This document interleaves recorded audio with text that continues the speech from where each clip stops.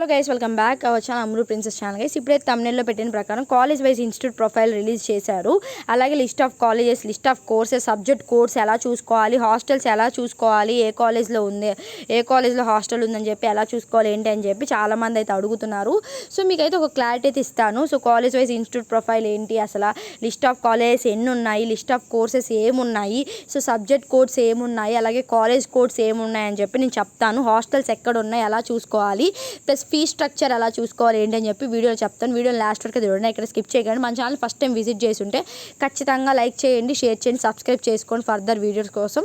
So మీరు ఎప్పుడైతే కాలేజ్కి వెళ్తారో సో అప్పుడు వరకు కూడా మన ఛానల్ చాలా హెల్ప్ఫుల్ అవుతుంది. సో దయచేసి లాస్ట్ ఇయర్ వాళ్ళు చాలా సపోర్ట్ చేశారు, మీరు కూడా అలాగే సపోర్ట్ చేస్తారని కోరుకుంటున్నాను. సో ఇప్పుడైతే మన ఛానల్లోకి అయితే ఇప్పుడైతే మనం వీడియోలోకి అయితే వెళ్ళిపోదాము. సో ఇప్పుడైతే చూడండి ఇక్కడ. సో ఇక్కడ ఏముంది, ఇన్స్టిట్యూట్ ప్రొఫైల్ అని రిలీజ్ చేశారు. ఫస్ట్ అయితే మనం లిస్ట్ ఆఫ్ కోర్సెస్ అయితే చూసుకుందాం. ఓవరాల్గా పీసెట్ వాళ్ళు ఎన్ని కోర్సెస్కి అయితే ఎలిజిబుల్ ఇచ్చారో చూద్దాము. సో ఇవన్నీ అయితే ఎన్ని అయితే ఇచ్చారంటే 138 కోర్సులకి అయితే వీళ్ళు ఇవ్వడం అయితే జరిగింది. 138 కోర్సులు అయితే మీకు పీసెట్లో ఉన్నాయి. సో 138 కోర్సులో మీరు ఏదైతే చదవాలనుకుంటున్నారో ఆ కోర్స్ లిస్ట్ అనేది మీరు ఒక పేపర్లో అయితే రాసుకోండి. సో ఇక్కడైతే ఉన్నాయి. సో ఆ బ్రాంచ్ కోడ్ ఏంటి, మీరు ఇప్పుడు సపోజ్ మీరు సాలిడ్ వేస్ట్ మేనేజ్మెంట్ చదవాలనుకుంటున్నారు, ఆ బ్రాంచ్ కోడ్ వచ్చి PG 149. సో ఇలాగా మీరు ఏదైతే చదవాలి అనుకుంటున్నారో ఆ కోడ్స్ అని రాసుకోండి, ఓకేనా. సో 138 గ్రూప్స్ అయితే ఉన్నాయి మనకి. సో ఇవన్నీ కూడా మీరు ఏదైతే ఎలిజిబుల్ అనుకుంటున్నారో వాటన్నిటికీ కూడా మీరు ఒక పేపర్లో రాసుకొని ఆ తర్వాత వెబ్ ఆప్షన్స్ పెట్టండి, ఓకేనా. ఇవన్నీ చూసుకోండి, ఓకే. అండ్ నెక్స్ట్ వచ్చేసరికి లిస్ట్ ఆఫ్ కోర్సెస్ చూసేసాం. And list of colleges, so list of colleges ఎన్ని ఉన్నాయో కూడా మనం చూద్దాం. ఓవరాల్గా ఎన్ని కాలేజెస్ పార్టిసిపేట్ చేస్తున్నాయి అని చెప్పి మనం చూద్దాం, ఓకేనా. మనకి ఎన్ని కాలేజెస్ పార్టిసిపేట్ చేస్తున్నాయి ఏంటి అని చెప్పి మీకు ఒక క్లారిటీ అయితే ఇస్తాను, ఓకేనా.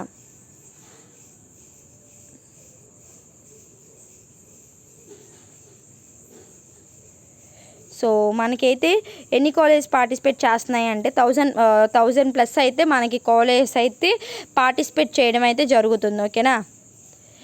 అంటే మనకి సీరియల్ నెంబర్స్ ప్రకారం చూస్తే ఇక్కడ 1100 అని ఉంది. సో 1100లో ఒకటే యూనివర్సిటీలో మనకి ఎలా ఉంటాయంటే SFలు అలా ఉంటాయి. సో మనకైతే మినిమంలో మనకి ఒక 1000 కాలేజెస్ కానీ అలాగైతే పార్టిసిపేట్ చేయడం అయితే జరుగుతుంది కంపల్సరీ. సో 1000 కాకపోయినా మినిమం మనకు ఒక 600 అలాగైతే కాలేజెస్ అనేవి పార్టిసిపేట్ చేస్తారు ఖచ్చితంగా. సో పార్టిసిపేట్ అయితే చేయడం అయితే జరుగుతుంది, ఓకేనా. సో దీంట్లో అయితే మనకి మెయిన్గా తెలియాల్సింది ఇన్స్టిట్యూట్ ప్రొఫైల్ అనమాట. ఇన్స్టిట్యూట్ ప్రొఫైల్ అంటే ఏంటి అంటే మీకు సపోజ్ ఇక్కడ AB and PRR college of science అని ఉంది కదా. సో ఈ కాలేజ్లో మీకు ఎంత ఫీజు ఉంది, ఏం కోర్సెస్ ఉన్నాయని చెప్పి ఇక్కడైతే మనకైతే తెలుస్తుంది. ఇక్కడ కోడ్ ఉంది కదా, ఈ కోడ్ మీద అయితే క్లిక్ చేయండి. సో క్లిక్ చేసిన తర్వాత ఇక్కడైతే చూస్తుందా ఇన్స్టిట్యూట్ వైజ్ కోర్స్ ఆఫర్డ్. ఇక్కడైతే చూడండి కాలేజ్ కోడ్ వచ్చి ABPR కోఎడ్యుకేషనా కాదు, ఇక్కడ అన్నీ తెలుస్తాయి మనకి. వాళ్ళు కోఎడ్డా, ఓన్లీ గర్ల్సా, ఓన్లీ జెంట్సా, లేకపోతే ఆ కాలేజ్ క్రిస్టియన్ కాలేజా, టైప్ ఆఫ్ కాలేజా ఏంటి అని చెప్పి క్లియర్గా అయితే మనకు తెలుస్తుంది. ఇదేమో కోఎడ్యుకేషన్ రీజియన్ వచ్చి AU రీజియన్లో ఉంది.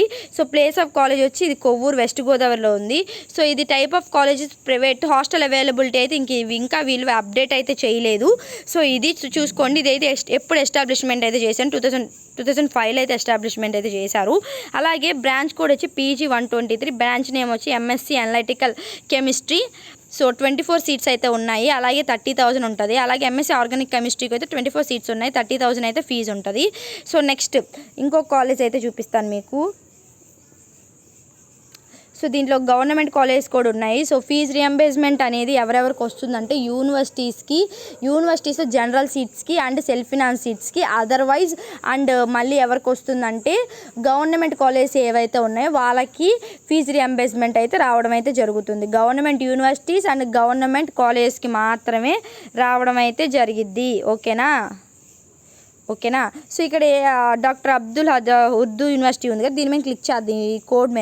ఈ కోడ్ మీద క్లిక్ చేయగానే మనకి అక్కడ ఏమి ఆఫర్ చేస్తుందో చూద్దాం. కాలేజ్ కోడ్ వచ్చి AHUU కోఎడ్యుకేషన్ ఇది. సో రీజియన్ వచ్చి SVU region. So college name వచ్చి doctor Abdul Urdu university. Minority station non applicable. Type of college అనేది యూనివర్సిటీ అనమాట. ఇది ఎక్కడ ఉంది అంటే కర్నూలులో ఉంది. డిస్టిక్ వచ్చి కూడా కర్నూలు. ఇది ఎప్పుడు ఎస్టాబ్లిష్మెంట్ చేశారంటే 2016లో అయితే ఎస్టాబ్లిష్మెంట్ అయితే చేయడం అయితే జరిగింది. హాస్టల్ అవైలబిలిటీ అనేది వాళ్ళైతే ఇంకా అయితే చెప్పలేదు, ఇంకా డిస్క్లోజ్ అయితే చేయలేదు వాళ్ళు. సో చేస్తారు. సో ఇక్కడైతే చూసుకోండి. సో ఇక్కడైతే ఎన్ని కోర్సులు ఉన్నాయి, 8 కోర్సెస్ అయితే ఉన్నాయి. 8 కోర్సెస్కి అయితే అన్నిటికీ కూడా 33 సీట్స్ ఉన్నాయి. ఒక్కొక్క దానికి ఫీజు అనేది వేరియేషన్ ఉంది. ఒకదానికి 10,000 ఉంటే ఇంకో దానికి 11,000, అలా 15,000, 20,000, 30,000 అలా అయితే ఉంది. సో నెక్స్ట్, సో అందరూ ఇష్టపడే కాలేజ్ ఏంటి అంటే AU కాలేజ్ కదా. ఫస్ట్ అయితే AU అంటారు ఎందుకో. సో యూనివర్సిటీలో మెయిన్గా దాని గురించి అయితే ఆలోచిస్తారు.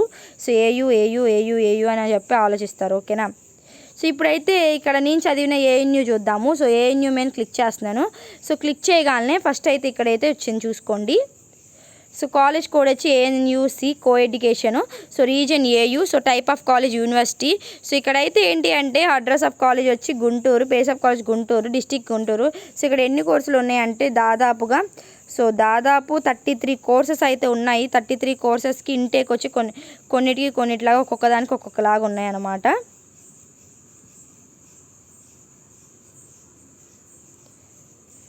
సో ఇక్కడైతే చూసుకోండి, ఒక్కొక్కదానికి ఒక్కొక్కలా ఉన్నాయి. ఓకేనా. సో ఇది ఎప్పుడు ఎస్టాబ్లిష్మెంట్ అయిందంటే 1976లో అయింది.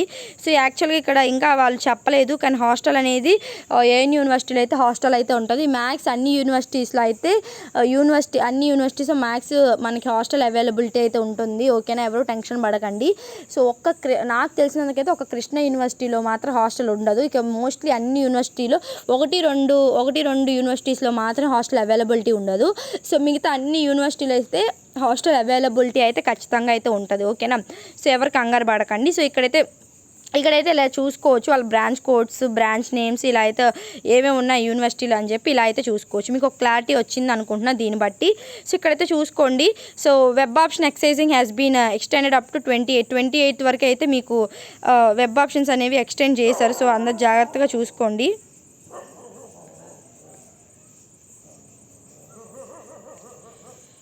సో అందరూ వెబ్ ఆప్షన్స్ అనేవి 28 వరకు అయితే ఉన్నాయి.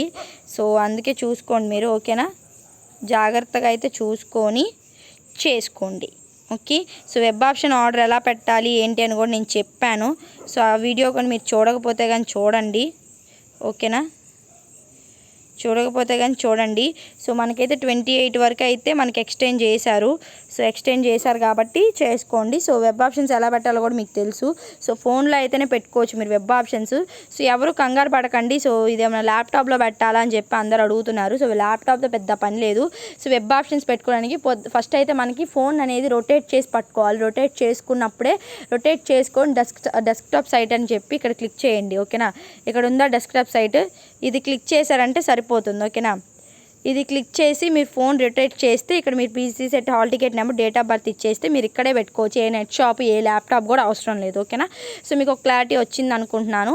సో క్లారిటీ వచ్చేసి ఉండిద్ది మీకు. సో అందరికీ సో ఇది ఓవరాల్గా అయితే. సో వెబ్ ఆప్షన్స్ అయితే చూసుకోండి 28 వరకు అయితే ఇచ్చారు. 29th అయితే మీకు చేంజ్ ఆఫ్ వెబ్ ఆప్షన్స్ అయితే చేసుకోవచ్చు. అలాట్మెంట్ అనేది 31st అయితే ఇస్తారు. సెల్ఫ్ రిపోర్టింగ్ అనేది 2వ తారీఖు నుంచి 5వ తారీఖు వరకు అయితే చేయొచ్చు. కమెన్స్మెంట్ ఆఫ్ క్లాస్ వర్క్ అనేది 2వ తారీఖు నుంచి స్టార్ట్ అవుతా అని అడుగుతారు. దాని గురించి అయితే నేను నెక్స్ట్ వీడియోలో అయితే చెప్తాను. So thank you for watching. Signing off Ammulu princess.